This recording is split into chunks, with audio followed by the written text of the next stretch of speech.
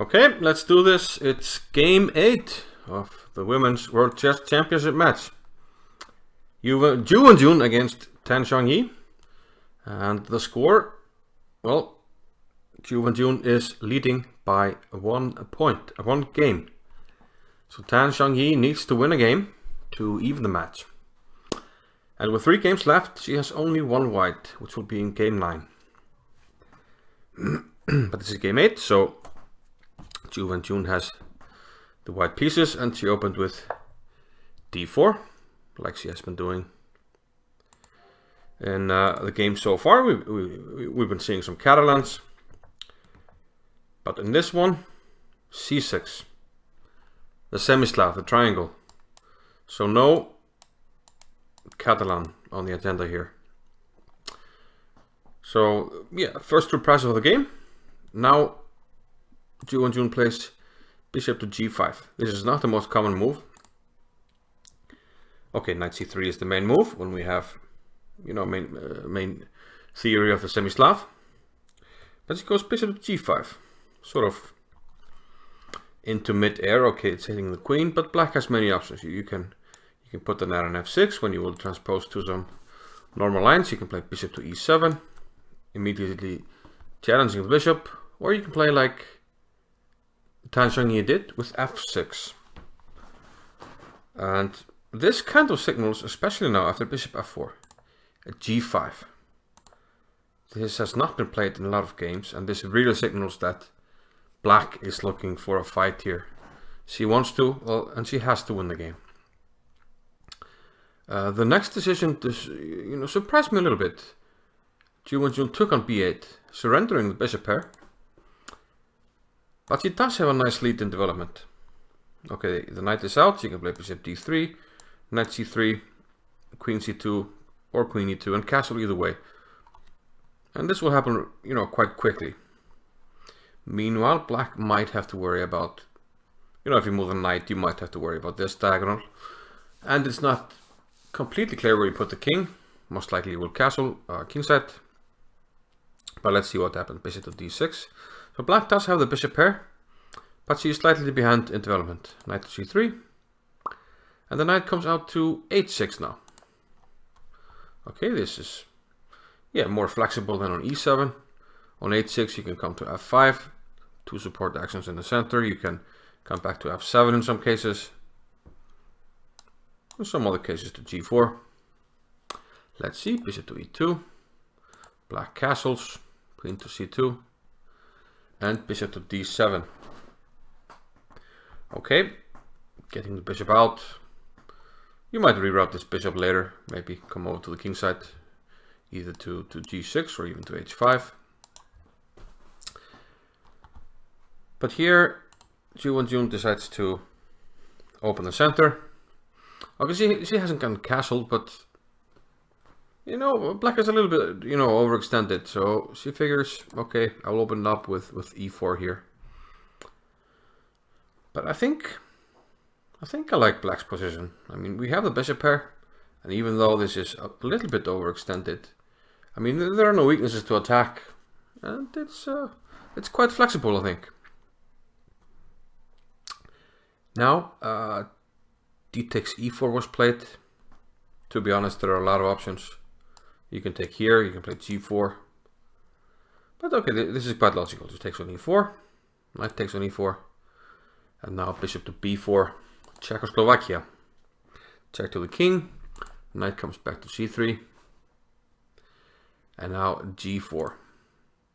Okay, looking for a full-fledged fight. Knight d2, and bishop e8. Yeah, now she decides to reroute this bishop. It might arrive here. Also, we have an attack on d4. But nonetheless, maybe it's not the best move. Well, you can play maybe knight f5 to hit this pawn. And it's not immediately clear to me how white actually is covering this pawn. I mean, we're giving up this one, but this is a much more valuable pawn. Okay, you might play knight b3, but that doesn't look very active. I mean, you want the knight in the center of the board. So I don't know, maybe there are some other options here, but bishop e8, probably an okay move. Knight b3 nonetheless. Bishop comes to g6. And okay, we're attacking the queen, but on the other hand, we don't want to part with the bishop here, so I'm not sure about this one. And f5. Okay, now it's time for white to get her king into safety. Queenside castles. This, yeah, seems like the obvious home for the king. I mean, if you put it on the king side, you know, we already have these pawns here.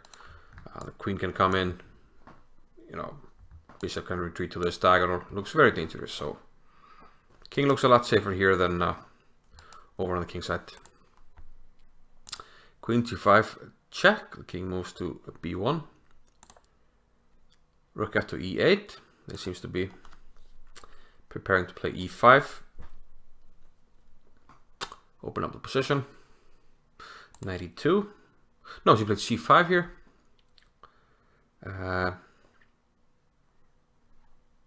Yeah, we have to be careful because now knight e2 is the threat, and once you play knight e2, the bishop can't take on c3, and a3 is a threat, trapping the bishop. So that's why she takes on c3 now. Otherwise, the bishop is trapped. Queen takes c3 naturally.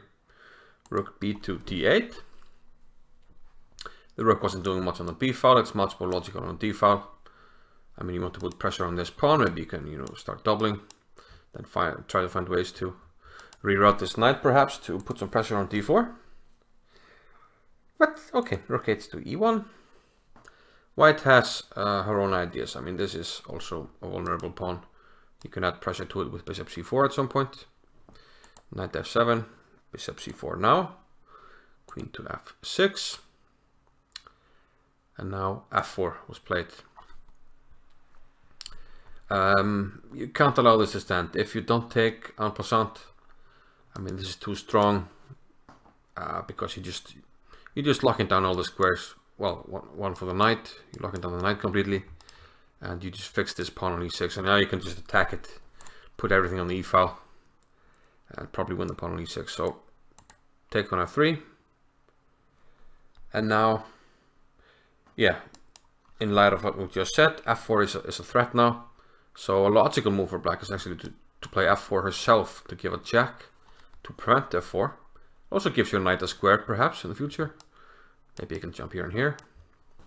But Tan Zhongyi seemed to, you know, sense that, I mean, she had to do something dynamic, otherwise all of a sudden white's just better. b5. Bishop can back to d3, and now e5. And this could be problematic. After d takes e5, and rook takes e5. Here, Ju Wenjun missed a golden opportunity to put this match away, more or less. If she wins this game, she is 2 points ahead with 2 games to go. And pause the video, and can you find a good way for white to proceed here? In the game, she did play bishop to c2, but she had a nice opportunity here. I'm assuming you paused and you came back. She could have played rook takes on e5, and it's not immediately apparent why this is good, but it turns out the rook on d8, it's a little bit vulnerable, and this is quite hard to see because it's okay. At the moment it's defended by 2 pieces, the queen and the knight. But on the other hand, it's not attacked. But once you move the knight, okay, you take with the knight or the queen on e5. Let's say you take with the queen. Now simply take, and now what has happened? No more defenders here, and with the knight on f7 moving, what did open up? Yes, this diagonal here, bishop c4 check, and this simply means that we can take on d8 with check, and we won the exchange. And this is just decisive at this level. This is game over. So a golden opportunity missed there by Ju Wenjun. And instead she played bishop to c2,